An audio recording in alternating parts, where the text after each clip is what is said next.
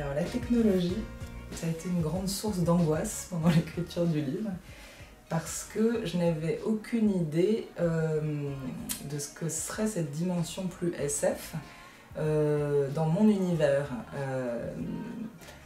La dimension SF, elle est importante, mais c'est une dimension parmi d'autres. Et encore une fois, comme c'est assez lointain, même si j'aime beaucoup la SF de mon univers, je ne pouvais pas savoir à l'avance à quoi ça ressemblerait. L'autre difficulté pour moi, c'était de matérialiser des idées très abstraites et plutôt métaphysiques qui structurent en fait l'intrigue de mon livre.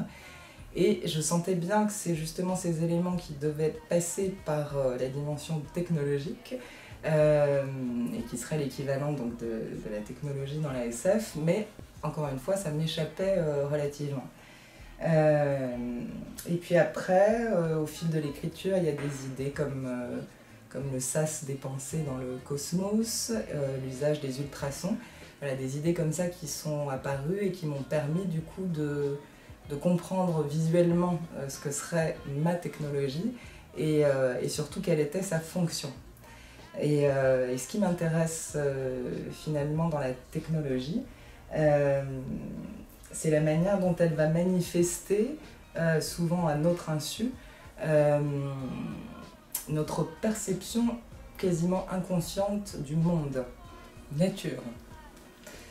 Alors moi, c'est en voyageant que j'ai vraiment pris conscience de la beauté de la nature, de combien la planète est vivante, parlante et vulnérable aussi, évidemment.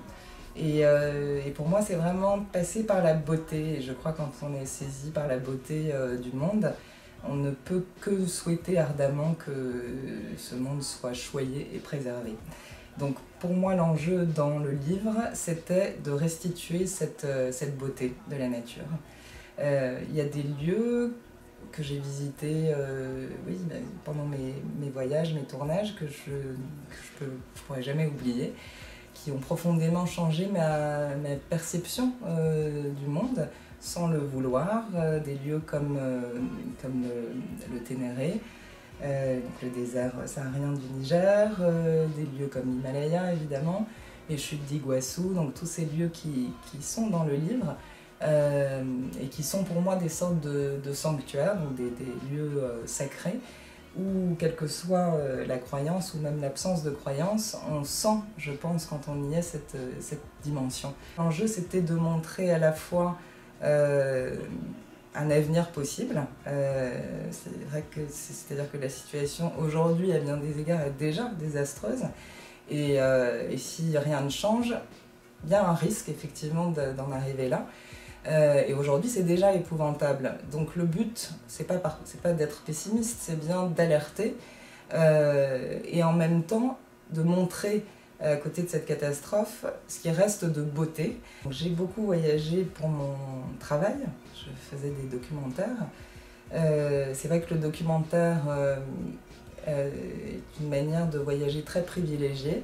On passe beaucoup de temps sur les lieux, on travaille avec les gens du pays, donc ça nous sort de cette espèce d'étiquette de touriste qui est difficile à porter malheureusement. Voilà, donc en tournage on ne voit pas forcément beaucoup de choses, mais ce qu'on voit, on le voit vraiment.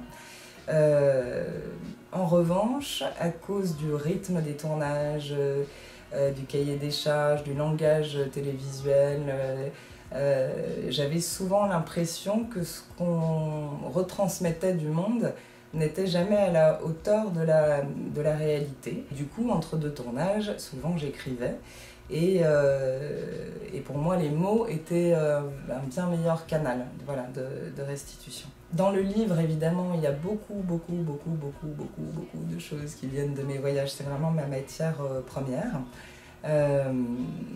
Alors il peut y avoir des grandes choses comme des lieux, des peuples avec lesquels j'ai passé pas mal de temps, mais il y a aussi plein de petites choses fugaces, voilà, qui sont passées très vite en réalité pendant le voyage lui-même, mais qui ont laissé des traces profondes, comme le bruit d'un balai sur du ciment, une calebasse posée sur la terre. Voilà, il y a tout un monde en fait dans ces objets.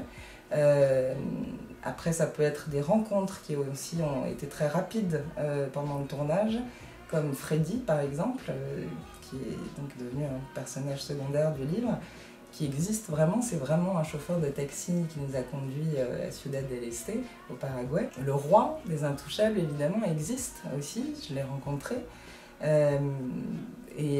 Personnage hallucinant lui aussi, qui n'a rien à voir, je le précise quand même, avec ce que j'en ai fait, moi, dans le livre. Et finalement, de l'origine, il reste souvent que l'essence, mais au moins cette essence-là, elle est transmise, et c'est ça qui me manquait à la télévision. Les mythes, pour moi, c'est un peu comme la nature, c'est des sortes de réservoirs de l'humanité. Ils font un pont entre le passé, le présent et l'avenir, entre le début, les origines et la fin, entre les peuples aussi. Que ce soit vrai ou non, ça n'a aucune importance, parce que l'impact des mythes des fondateurs, lui, existe, quoi qu'il arrive.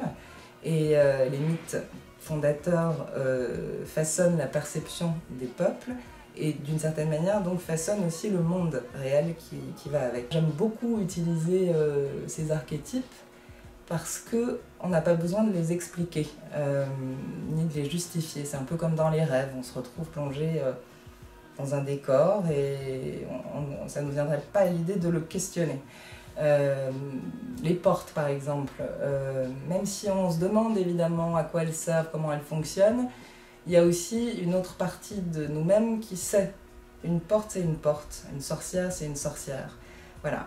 Et cette connaissance-là, elle passe par un autre canal, elle fait appel à une sorte de sagesse, voilà, qui est à mon avis ancestrale et universelle, qui est très importante aussi et qu'il faut sauvegarder aussi d'une certaine manière, et je pense que les mythes en gardent l'entrée. Dans le premier livre, je pose d'abord les mythes en question, et dans le deuxième, en revanche, la stratégie des guetteurs qui passe entre autres à travers l'instrumentalisation des mythes sera développée. Fiction. Alors fiction, c'est un peu le prolongement de ce qu'on disait sur les mythes. C'est-à-dire que la réalité et la fiction sont mêlées en permanence, en tout cas dans notre petit théâtre personnel. Alors après, je ne sais pas pourquoi on a tendance à vouloir, pour les expliquer, sans doute les séparer, les distinguer, mais à mon avis, cette frontière est plus une source de confusion qu'autre chose. Et je pense que la manière dont on vit la fiction est complètement imbriquée à la réalité et inversement.